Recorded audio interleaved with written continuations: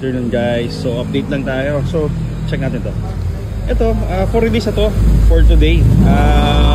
Ano to? For repair. Ang history na ito is parang related siya dun sa transmission. So pinalitan namin dito shift fork assembly tsaka yung clutch nya. And humabol din yung sa spark plug. So ito, for repair to. For repair to. Then ito galing sa atin to.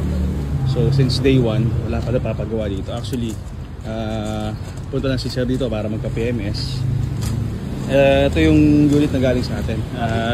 Refresh to, engine, tranny, cooling system, walang problema dito.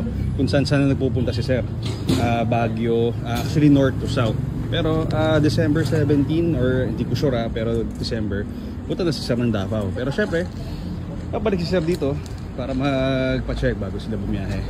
So ikot lang na ikot si sir kung saan nila trip, north, south, walang problema. Smooth na smooth. Ngayon pinayos lang ni sir yung wiring sa underglow niya. Ayan.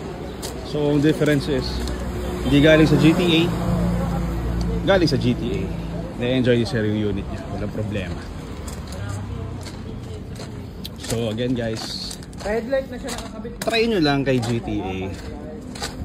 SOP na namin yan. Pag may mga units kami na pag may mga 4 units kami, SOP natin is transmission, engine, cooling system. Then kung may mga ihahabol pa like sa gulong, under chassis, aircon, walang problema. So yan, GTA cars. Pero okay na rin yung itim. For release na yan, goods na yan, pwede na ibiyahe yan. Waiting lang tayo dun sa client para pick up yung unit. GTA. Thank you guys.